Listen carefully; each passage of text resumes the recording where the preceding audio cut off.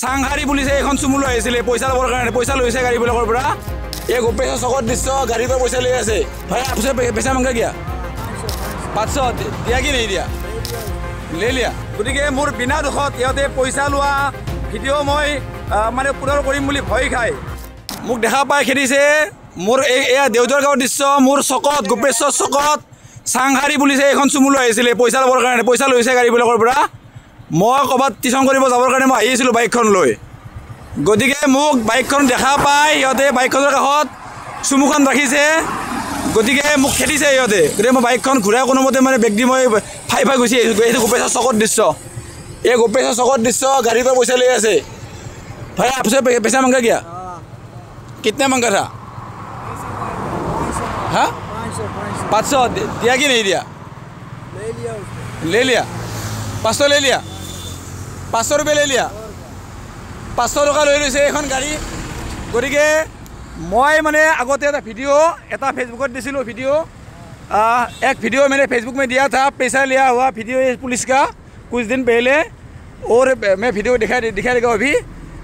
वो वीडियो देने से सांखारी police station का पूरा एकदम गुस्सा आ गया मेरे पर मैं क्लियरली कह दिया ये पैसा नहीं लेना चाहिए गति चाওক गति दुर्नीति केनेकुवा करे एया बीजेपी सरकारों दिनत अসমত दुर्नीति एया हिमंत विश्व शर्मार लेभेल हिमंत विश्व शर्मार जी दम আছে বুকুত তেও যদি সঁচাকৈ এখন দুৰ্নীতিমুক্ত চৰকাৰ বিচাৰে এই পুলিচক এৰেষ্ট কৰক মই সিদিনাখন এটা চাংখাৰী পুলিচৰ এই ভিডিঅ' এনেকৈ এটা দিছিলোঁ পইচা লৈ থকা ভিডিঅ' গতিকে মোক চাংখাৰী পুলিচে ঘৰত বিচাৰি আহিছে ভৰত দলৰ নেতৃত্বত দুৰ্নীতিৰ ৰজা ভৰত দলৰ নেতৃত্বত মোক পুলিচে বিচাৰি আহিছিল আজি সেই পুলিচে মোক খেদিছে ইয়াতে মোৰ গোপেশৰ চকত মোৰ দেউতাৰ চকত খেদিছে মানুহ ইয়াত নাছিল মই বাইক লৈ টিউশ্যন কৰিব যাব আহিছিলোঁ আৰু এই গোপেশৰ চকত গাড়ীৰ পৰা পইচা লৈ আহিছিলে আৰু মোক দেখা পাই সিহঁতে মোক মানে আগুচি ধৰিছিলে মোক কোনোমতে বাইকখন ঘূৰাই মই মানে পিক আপ লৈ দৌৰিছোঁ নহ'লে সিহঁতে মোক আজি মাৰিলে হয় চাংখাৰী পুলিচ ষ্টেচনে চাংখাৰী পুলিচ ষ্টেচনৰ এই হোমগাৰ্ড পুলিচে মোক আজি মাৰিলে হয় কোনোমতে মই মাৰৰ পৰা বাচিছোঁ গতিকে মোৰ বিনা দুখত ইহঁতে পইচা লোৱা ভিডিঅ' মই মানে পুনৰ কৰিম বুলি ভয় খাই সিহঁতে মোক আগুচি ধৰিছিল মই কোনোমতে বাইকখন লৈ মই দৌৰি পলাইছোঁ এইখন গাড়ী পইচা লৈ আহিছিল ক'লে 500 টকা লোৱা বুলি এইখনৰ পৰা গতিকে ৰাইজ সকলোৱে মাৰ বান্ধি থিয় দিয়ক হিমন্ত বিশ্ব শৰ্মাৰ যি দাদাগিৰি যি অহংকাৰ যি দুৰ্নীতিৰ ৰজা হিমন্ত বিশ্ব শৰ্মা তেওঁ যদি দুৰ্নীতিৰ ৰজা নহয় বুলি ভাবে এই পুলিচবিলাকক গ্ৰেপ্তাৰ কৰি জেলত পঠিয়াই দিয়ক এইখন গাড়ীৰ পৰা পইচা লৈছে এইটো মোৰ গোপেশ্বৰ চক মোৰ জন্মভূমি গাঁও এইখন ইয়াতে পইচা লোৱাৰ অধিকাৰ সাহস কেনেকৈ পালে মোৰ নিজৰ গাঁও মই মানে ইয়াত পইচা ল'ব দিম পুলিচক ইয়াত পইচা ল'ব মই দিব নোৱাৰোঁ গতিকে মই টিউশ্যন কৰিব যাব আহিছিলোঁ মদনপুৰত মই এটা ল'ৰাক মই টিউশ্যন কৰিব যাব আহিছিলোঁ আহি থাকোঁতে মোক বাইক এইখন মোৰ বাইক মানে বাইকখনত মোক দেখা পাই মানে ইয়াতে মোক গাড়ীখন ৰাখিছে ইয়াতে মই চলাই আহিছিলোঁ বাইকখন গতিকে চাংখাৰী পুলিচে আজি মানে হোমগাৰ্ড পুলিচ নে কি পুলিচ নাজানো কেইবাটাও পুলিচ আহিছে পইচা লৈ আহিছিলে ক'লে প্ৰমাণ পালে এইখন গাড়ীৰ পৰা 500 টকা ল'লে ঘটনাটো যোৱাকালিৰ গৰু বিহুৰ দিনাখনে ৰাতি 8টা বজাৰ ঘটনা হয় আৰু চাংখাৰী আৰক্ষী থানাই গাড়ীবিলাকৰ পৰা অবৈধভাৱে ধন সংগ্ৰহ কৰে এনেকুৱা ঘটনা তেওঁলোকে কৰিয়ে থাকে আৰু বিভিন্ন সময়ত মাত মাতিছোঁ কিন্তু তেওঁলোকে গুৰুত্ব নিদিয়ে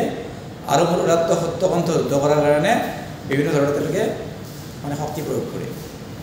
গতিকে এতিয়া আৰক্ষীৰ ভয়ত মানে মই চিন্তিত হৈছোঁ কাৰণ আৰক্ষীয়ে মোক যোৱাকালি খেদি ফুৰিছে মই অত্যন্ত মৰ্মাহত হৈছোঁ আৰু এই ঘটনা হৈছে যোৱাকালি মোৰ নিজৰ গাঁও দেউদুৱাৰত চাংখাৰী আৰক্ষী থানাৰ অন্তৰ্গত দেউদুৱাৰত এই ঘটনাটো হৈছে নিশা 8 বজাত গোপেশ্বৰ মন্দিৰ চকত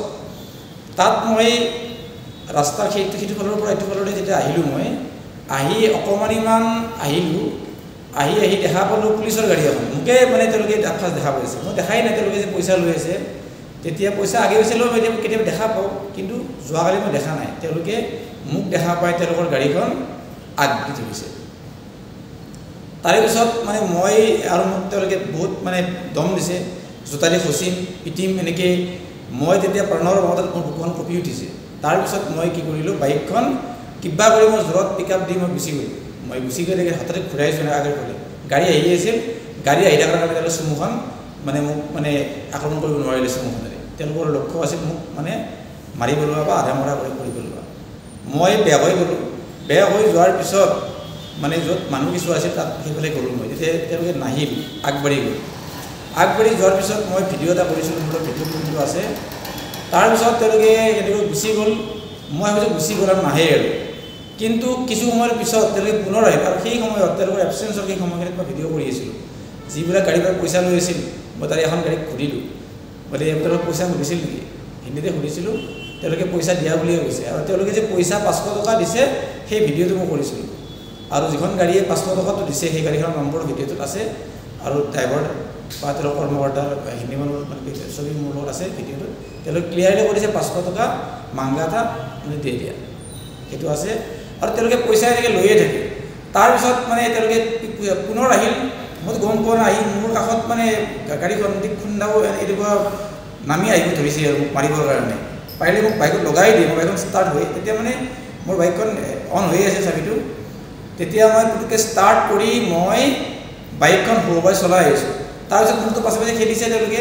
এই যিখন বগা ৰঙৰ বলেৰো গাড়ী চাগে পুলিচৰ চাংখাৰী আৰক্ষী থানাৰ, তেওঁলোকে মোক পিছে পিছে খেদিছে। মই ইমান জোৰত মোৰ যিমান বাইকত পিকআপ আছে মই পূৰা স্পীড দিছোঁ। বিভিন্ন গাড়ী আহি আছে, মই সেনেকৈ টোলগেট পালোঁ, চাংখাৰী আৰক্ষী থানাৰ অন্তৰ্গত মদনপুৰ টোলগেট। টোলগেটৰ পৰা পূবফালে সোমাই ৰাস্তা এটা আছে, সেইবিলাক কাটনিৰ পৰা ভিতৰৰ ফালে ওলাব পাৰি। মই সেই ৰাস্তাটোৰে বাইকখন সোমাইছোঁ। সেই ৰাস্তাটো ইমান ভাল ৰাস্তা নহয়, একাংশ ভাল, একাংশ এটা চোৱা ভাল, এটা চোৱা বেয়া। মই বহুত জোৰত বাইকখন চলাই গৈছোঁ, তেওঁলোকেও সেই ৰাস্তাটোৰে পূৰা জোৰত মোক খেদিছে। সেইদিকে কাটনিৰ পৰা 4 চক পালোঁ, তাত এচাম মানুহে কথা পাতি আছিল বিহু উপলক্ষে বা চাংখাৰী আৰক্ষীয়ে বিনা দোষত খেদি ফুৰিছে, প্লিজ হেল্প মি, মোক চিনি পায় ব্যক্তিবিলাকে। তাৰপিছত মই চিধাই এনেকৈ গৈছোঁ ভিতৰ খোলাৰ ফালে। তাতে নদী এটা আছে, মদনগুৰি নদী, এখন কাঠৰ দলং আছে, জৰাজীৰ্ণ কাঠৰ দলং। মই সেইটো ৰাস্তাৰে প্ৰায়ে অহা যোৱা কৰোঁ। মই চিনি পোৱাৰ কাৰণে সেই ৰাস্তাটোৰে মই দলংখন পাৰ হৈ গ'লোঁ, মদনগুৰি দলং, মদনগুৰি দেৱালয়ৰ পৰা একো গৈ আছিল নদীটো। পুলিচে সেই জৰাজীৰ্ণ দলংখন মানে ভয় কৰে, বাইক দিবৰ কাৰণে ভয় কৰে। সেই বলেৰো নে কি গাড়ী, বগা ৰঙৰ আৰক্ষীৰ গাড়ী ওপৰতে মানে হুবই গুচি গৈছে। মোৰ বুকু কঁপি আছে, মোক মাৰি পেলাব আজি পুলিচে। তাৰে পিছত মানে তেওঁলোকে মোক কৈছে জোতাৰি খুচি মাৰি পেলাম, নাই পত্তা কৰি দি মোক প্ৰাণৰ হুমকি দিয়ে আছিল। তাৰপিছত ভিতৰ খোলাৰ ফুলতল অঞ্চলৰ এটা মানে বাইলেন, সেই লেনটোৰে মই লাইট অফ কৰি মই এঘৰ মানুহৰ ঘৰত বাইকখন সোমাই মই বস্তিৰ ফালে গৈ এনেকৈ মদনগুৰি নদীৰ ঘন অৰণ্য, ঘন বনাঞ্চল, সেই বনাঞ্চলত আত্মগোপন কৰিবলগীয়া হৈছে।